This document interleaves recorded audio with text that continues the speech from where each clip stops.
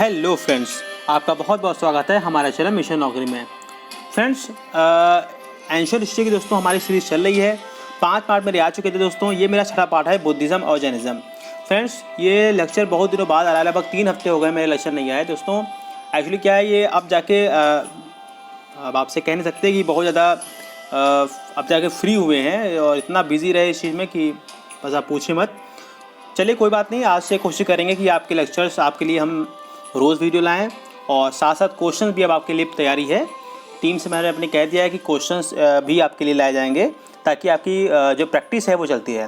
Friends, आज से हमारी कोशिश रहेगी कि आपके लिए वीडियोस हम कोशिश करें कि रोज़ लाएं। तो फ्रेंड्स, बुद्धिज़्म और जैनिज़्म एंशिएंट हिस्ट्री का पार्ट 6 इसको हम डिस्कस करेंगे। तो चलिए स्टार्ट करते हैं।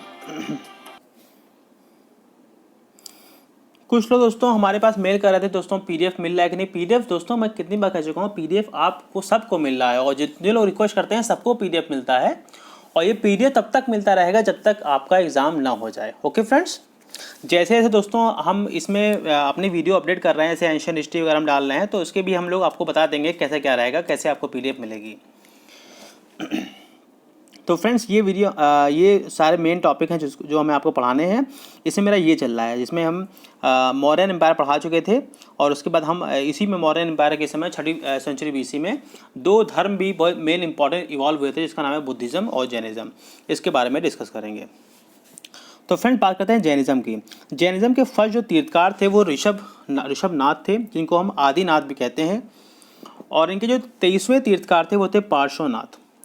लेकिन जो रियल फाउंडर माना जाता है जैनिज़्म के जो रियल फाउंडर माने जाते हैं वो माने जाते हैं वर्धमान महावीरा, जो कि जब जैनिज़्म के आखिरी और 24वें तीर्थकार थे। ओके फ्रेंड्स, वर्धमान महावीरा जो बॉर्न हुए थे, पैदा हुए थे, ये 599 बीसी में हुए थे, बिहार के वैशाली इलाके में। और ये जैन धर्म के जो है ये लास्ट तीर्थकार थे। ओके फ्रेंड्स, और ये अपने जो लोगों को मैसेज जो देते थे, मतलब अपनी जो बात कहते थे अपने फॉलोअर से, वो प्रकृत लैंग्वेज का यूज़ करते थे। ओके फ्रेंड्स, प्रकृत जो बड़ी नॉर्मल लैंग्वेज थी जो कॉमन मैन द्वारा यूज़ की जाती थी, तो उसको ये यूज़ करते थे ताकि हर आदमी को आराम से उनके जो संदेश हैं वो पहुँचें। और दोस्तों, जैनिज़्म जो फॉर्म हुआ है लगभग 6वीं सेंचुरी बीसी में जैनिज़्म फॉर्म हुआ था। इसका जो गोल था वो क्या था, प्योरिफिकेशन ऑफ सोल, मतलब आत्मा की शुद्धता, ये इसका एक गोल था। और क्या गोल थे, गेटिंग निर्वाणा को पाना, ये भी इसका गोल था। निर्वाणा मतलब ये है कि बर्थ और डेथ से आज़ादी, मतलब कि मृत्यु और जीवन से आज़ादी। Okay friends, Jainism believes that goal can not be achieve through sacrifices and ritual. देखिए, मैं आपको बताया दोस्तों, उस समय जो वर्ना सिस्टम था वो काफ़ी चल रहा था उस समय। तो ब्राह्मण्स जो थे वो काफ़ी सेक्रीफाइसेस और रिचुअल्स पे बिलीव करते थे, है ना। तो लेकिन इनका ये मानना था कि नहीं, आपको अगर जो भी अपनी आत्मा को शुद्ध करना है या जीवन और मृत्यु से आपको आज़ादी चाहिए, तो आप सेक्रीफाइसेस या रिचुअल्स नहीं कर सकते, बल्कि आपको त्रिरत्न अपनाने पड़ेंगे। इनका कहना था कि आपको त्रिरत्न अपनाने पड़ेंगे, 3 रत्न। और वो 3 रत्न क्या थे जैनिज़्म के, वो थे राइट फेथ, राइट नॉलेज और राइट कंडक्ट। आपकी सच्ची फेथ होना चाहिए, मतलब कि आपका विश्वास होना चाहिए, आपकी सच्ची नॉलेज होनी चाहिए, और आपका जो कंडक्ट है, बिहेवियर है, वो अच्छा होना चाहिए। राइट कंडक्ट का मतलब जो था जैनिज़्म में, वो क्या था दोस्तों, राइट कंडक्ट बेसिकली आप 5 तरीक़ों से आप अच्छे कंडक्ट कर सकते हैं।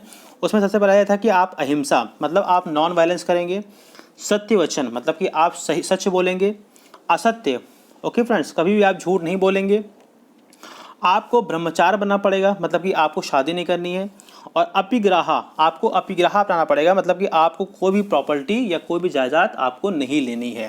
तो ये 5 प्रिंसिपल अगर पे आप काबू करेंगे तो आप राइट कंडक्ट कर सकते हैं।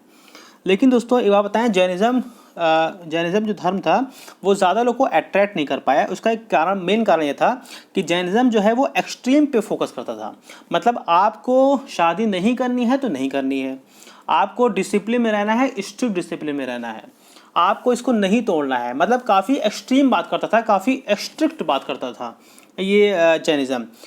ओके फ्रेंड्स, इसीलिए क्या हुआ जैनिज़्म में, फिर जैनिज़्म में क्या हुआ दोस्तों, डिवीज़न हो गया। जैनिज़्म में 2 लोग होते हैं, एक होता है दिगंबर, एक होता है श्वेतांबर। दिगंबर वो लोग होते हैं जो दोस्तों अपने शरीर पे कपड़े नहीं पहनते रहते हैं और श्वेतांबर वो होते हैं जो अपने शरीर पे जो है वो सफ़ेद कपड़ा पहनते हैं, उनको हम बोलते हैं श्वेतांबर। ओके फ्रेंड्स, तो जो जैनिज़्म दोस्तों है वो एक्सट्रीम था और इसीलिए जैनिज़्म और बुद्धिज़्म दो धर्म आए थे। बुद्धिज़्म ज़्यादा लोगों ने अपनाए इसलिए क्योंकि बुद्धिज़्म जो था वो एक्सट्रीम नहीं था, वो कहता था कि आप बीच का मार्ग अपनाइए, मध्य मार्ग पे जो है वो फोकस करता था। अब इसके बात करते हैं बुद्धिज़्म की। बुद्धिज़्म के जो फाउंडर दोस्तों वो थे गौतम बुद्ध। ओके फ्रेंड्स, जिनका जन्म जो है 566 BC में लुम्बिनी में हुआ था। और इन्होंने एक समय क्या हुआ कि एक रात अपने प्लेस को छोड़ दिया और बोध गया चले गए, और जहाँ पे उसके बाद इनको कहने लगे लोग बुद्धा। ओके फ्रेंड्स, पहले इनका नाम इनका नाम कुछ और था और बाद में इनका नाम क्या हो गया, गौतम बुद्धा लोग उनको कहने लगे। ओके फ्रेंड्स, और सबसे पहला जो उन्होंने संदेश दिया था दोस्तों वो सारनाथ में दिया था, फर्स्ट सरमन, जो कि बनारस में है। और इसी फर्स्ट सरमन में जो कि सारनाथ में इन्होंने दिया था, तो इन्होंने समघा का इस्टेब्लिशमेंट किया था। समघा मतलब ये है असेंबली ऑफ मॉन्क्स, मतलब जो बुद्धा के जो मानने वाले हैं, मॉन्क्स कहते हैं इनको, जो बुद्ध की प्रिंसिपल्स पे चलते हैं, तो उनकी एक असेंबली का गठन किया था उन्होंने सारनाथ में। ओके फ्रेंड्स, जो फिलॉसफी बुद्धिज़्म की थी दोस्तों वो एक्सट्रीम, जो कि जैनिज़्म में जो एक्सट्रीम बात करता था, एक्सट्रिक्ट बात करता था, उसको ही अवॉइड करते थे। वो मिडिल पाथ पे बिलीव करते थे, ना कि एक्सट्रीम वन पे। मिडिल पाथ मतलब मध्य मार्ग, आप मध्य मार्ग पे चलिए। और दोस्तों बुद्धिस्ट जो स्कॉलर्स थे उन्होंने कई लिटरेचर लिखे हैं, जैसे त्रिपिटका, बुद्धचरित्रा, मिलिंडा पन्हो, ये कुछ इंपॉर्टेंट जो है उनकी लिटरेचर है। गौतम बुद्ध जो है ये पाली लैंग्वेज करते थे। तो दोस्तों ध्यान रखिएगा कि जो जैनिज़्म थे उन्होंने प्राकृत लैंग्वेज का इस्तेमाल किया और बुद्धा ने पाली लैंग्वेज का इस्तेमाल किया अपनी टीचिंग के लिए। और इम्पॉर्टेंट बात ये भी है कि गौतम बुद्ध ने जो समघा है उसमें लोअर जो वर्ना सिस्टम थे, जो शूद्राज होते हैं और जो वो होते हैं ट्रेडर्स, वैश्यास, उनको भी जो है कहा कि आप भी समघा में शामिल हो सकते हैं। ओके फ्रेंड्स, ध्यान रखिएगा। जो 4 नोबल ट्रूथ थे बुद्धिज़्म के, वो था कि, ध्यान रखिएगा, आगे करते हैं। जो 4 नोबल ट्रूथ थे बुद्धिज़्म के, एक था दुख, कि हर सफरिंग जो है वो दुख जो है वो दुनिया का जो एक हिस्सा है, आपको दुख कहीं ना कहीं होता है। ओके फ्रेंड्स, और दुख जो होता है उसका एक कारण भी होता है, दुख सामुद्य। दुख निरोधा मतलब यह है दुख जाता भी है, दुख जो है जा सकता है, दुख खत्म हो सकता है। और दुख निरोधा गामिनी प्रतिपदा, इसका मतलब ये है आप अगर एक रास्ते पे चलते हैं तो आप इस दुख को ख़त्म कर सकते हैं। और वो रास्ता क्या है, वो रास्ता है अष्टांगिका मार्गा, जैसे बोलते हैं 8 रास्ते। अगर इन 8 रास्ते पे आप चलेंगे तो आपको कभी भी दुख नहीं होगा, ये बुद्धिज्म की पॉलिसी है। अब वो 8 रास्ते क्या है दोस्तों, राइट फेथ, राइट रिजॉल्व, सच बोलिए, अच्छा एक्शन करिए, अच्छा जीवन जिए, सही जीवन जीजिए, राइट एफर्ट करिए, right thought, right self concentration. तो ये 8 रास्ते हैं, अगर इन पे आप चलेंगे तो आपको कभी भी कोई दुख नहीं होगा, आप दुख से आज़ाद हो जाएंगे। दोस्तों बुद्धिस्ट काउंसिल देखिए दोस्तों, बुद्धिस्ट काउंसिल 4 काउंसिल हुई हैं, और मैंने आज आपको हिस्ट्री पढ़ा रहा हूँ तो इसमें कहाँ कहाँ किस राजा के किस किंग के शासन में कौन सी बुद्धिस्ट काउंसिल हुई है मैंने आपको बताया हुआ है। जो आखिरी और चौथी जो काउंसिल हुई थी दोस्तों वो कनिष्का के पीरियड में हुई थी। जिस कनिष्का के पीरियड में जो बुद्धिज़्म थे वो 2 पार्ट में डिवाइड हो गए थे, एक थे हिनायना और एक थे महायाना। जो हिनायना थे वो बुद्धिज़्म के रास्ते पे चलते थे, मतलब जो महात्मा बुद्ध ने कहा था उनके रास्ते पे चलते थे। और महायाना क्या थे, वो उन्होंने गौतम बुद्ध को एज अ भगवान मानने लगे, उनकी मूर्ति पूजा करने लगे। तो इसी के बाद दोस्तों गौतम बुद्ध की मूर्ति बनने लगी और लोग मूर्ति को पूजा करने लगे, तो वो थे महायाना। महायाना थे ये संस्कृत लैंग्वेज का इस्तेमाल करते हैं, और हिनायना वही जो गौतम बुद्ध यूज करते थे पाली लैंग्वेज, उसका इस्तेमाल करते हैं। तो ओके फ्रेंड्स, थैंक यू, बहुत बहुत शुक्रिया।